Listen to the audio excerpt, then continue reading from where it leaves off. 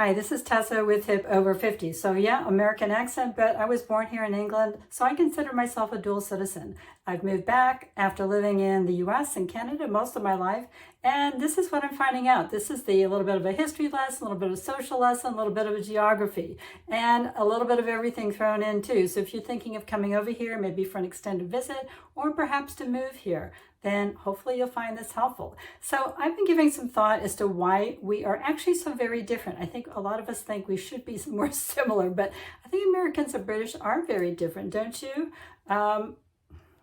We're not just separated by an ocean. We are culturally miles apart. And yet we started out kind of as brothers and sisters. We both still speak English, but we're not really speaking the same language anymore. There's so many different nuances. I have people staring at me when I open my mouth because, they're trying to figure out where I'm from and what I'm saying. And I think what's important to us, each of us is so different too, from how we communicate, how much we speak, and how we watch sports. So, of course, no one ever accused the Yankees of having a stiff upper lip, did they? I mean, we can't even agree on what football is or the meaning of pudding. But there's one truth about American life that really sets us apart.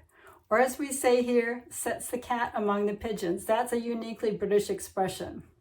So let's sail back to the 13 colonies, shall we, for a teeny bit of a history lesson, a little bit of context to this. So back in the 17th and 18th centuries, those in England that wanted to flee religious persecution and perhaps find more economic opportunity decided to set sail for the New World, aka America. So they set sail in their boats and they landed in the colonies, or what would become the colonies. They settled all along the US Atlantic coast from Maine all the way down to Georgia in 13 colonies total. And they were still under British rule. In fact, they were under British rule for about a century and a half. But they slowly became known as Americans because that kind of distinguished them from those that were born over here in the UK. However, eventually, of course, the desire for more autonomy and more independence reared its tricorn head. In 1765, the Stamp Act kicks things off. Then in 1773, the Tea Act stirred things up even more. And by 1775, the American Revolutionary War broke out between the English and the Americans. The War of Independence was the final boot to cordial relations between the two, between the colonies and the British Empire. It was a divorce of irreconcilable differences between the two, but it bore more than a passing resemblance to a family feud. Although the British settlers had long been known as Americans, as I said, as a way to distinguish them from those that were born here in the UK, technically we were fighting our own kin. But when the war ended, Great Britain did recognize US independence. Diplomatic relations between us were mended as early as 1785, and life went on. But the goal of the war, of course, had been independence. British Americans wanted something to call their own, and the United States of America was the answer. Gaining independence allowed them to create their own government and make their own mistakes. As Mr. Bonaparte said, if you want a thing done well, do it yourself. Now this is where I'm going to mentally cue in Go Your Own Way by Fleetwood Mac's. Can you hear that in your head? But we still needed each other. Over 100 years later, World War I and World War II would have had very different outcomes if we hadn't supported each other when the chips were down. We had each other's back, and that's what counted. And so we have this kind of truce, if you will, or bond. In fact, I found on the present-day U.S. state government website that it said the U.S. has no closer ally than the United Kingdom. And that is a direct quote. Economically, while not in bed together, we are definitely in a situationship, maybe, or some kind of a relationship.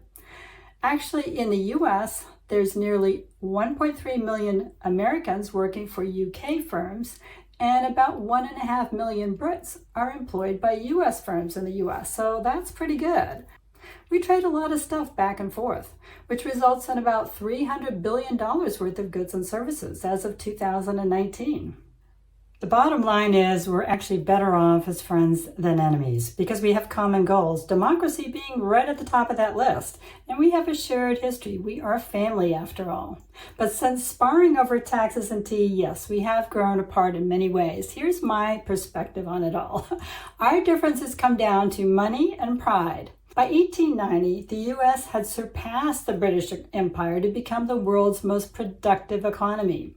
And the Great War turned the U.S. into a superpower because it switched from civilian to military production, and its economic growth exploded. So today, of course, the U.S. is the largest economy in the world. They didn't do too badly. So financially, are you better off in the U.S. or the U.K.? Did the Pilgrims make a clever move? We may still share similar DNA, but life in the U.S., or America as they still call it here, is dramatically different due to the work culture.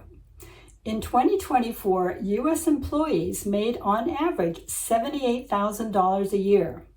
Compare that to the average in the U.K. is $54,500, which is about 43% less. And that is a quote from a U.K. newspaper. This is directly related, the higher wages are directly related to higher productivity by American workers, which creates more value in the economy. But all that productivity comes at a cost. Remember I said there was one truth which sets us apart? So hands down, the biggest difference between Americans and the British is how we both define success. In the U.S., success is defined by money, which is no surprise. Everything else is kind of second. The U.S. didn't get to be the world's largest economy without some sacrifice. So sacrificing me time or family time to get ahead is very common in the U.S. I mean, I had to quit my job to get 2 weeks off to take a vacation and visit my family in England. By the way, if you want to come and visit the old world, find my 6-month guide to living in the UK below in the description. In the UK, success is having a nice life, but working hard or working yourself to death isn't seen as a requirement to get it. I think we share similar goals. We both want to have kids, the car, the nice home and everything, but no one here is going to work themselves to death to have it. The amount of time off from work we both get tells you where the priorities are. 10 days a year vacation time is standard in the US, but there is no law requiring employers to give any paid time off at all. Whereas by comparison here in the UK, workers must receive at least 28 paid days off per year if they are a full-time employee. In other words, if they work a 5-day week.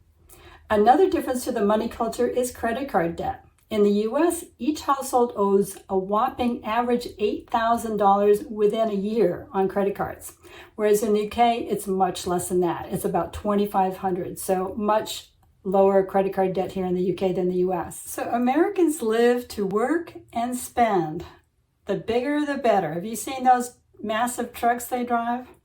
What you drive matters, where you live, what you do for a living, but what matters most is how much you make and how much you have.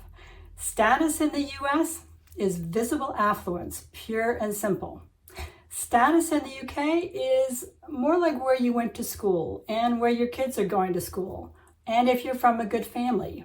And I think it's a lot about the way you speak as well. Wealth over here isn't flaunted. In fact, talking about money is seen as kind of gauche, although we do love to talk about house prices. That highlights another huge divide. Americans talk, Brits don't, or at least the English. My Scottish friend tells me that's an English thing to not be direct, and my Irish friend would probably agree with her. Americans will stand up and speak their mind, whereas not speaking your mind is the British way. Earlier, I mentioned that money and pride separates us, so I do think national pride is much stronger in the US than it is here in the UK.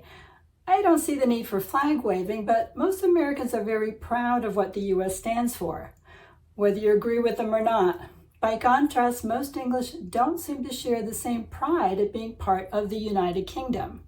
And I don't know why that is. I really don't get it. But one thing we can all agree on is, why don't Americans demand a proper healthcare system? Most of the world, not just Britain, can't understand why Americans have to go bankrupt to pay for healthcare. In fact, medical expenses are the leading cause of bankruptcy in the US. 66% of bankruptcies are due to medical expenses. And that's shocking when you think about how much they have to spend on healthcare in the first place. Americans don't want to pay for anyone else's healthcare through taxation, even if it means that everybody suffers. The individual's needs are greater than society's, and that is the US way. Perhaps this attitude hails back to the colonists. Love of independence above all, and distrust of government. Who knows? We hold these truths to be self-evident. But I think we'd agree that the US is known for its aspirational culture. It's where you go to make it and spend it. If I can make it here, I'll make it anywhere, right? New York, New York. Since the colonists settled there in the 17th century, millions more immigrants have flocked to the US, both legally and illegally. I mean, my parents were among the legal ones, that's for sure. I think America will always be seen as a land of opportunity and proud of it. How about the UK? Do you agree that money, pride, and communication styles separate us? Would you give up your health care and 28 days off to live in the land of freedom?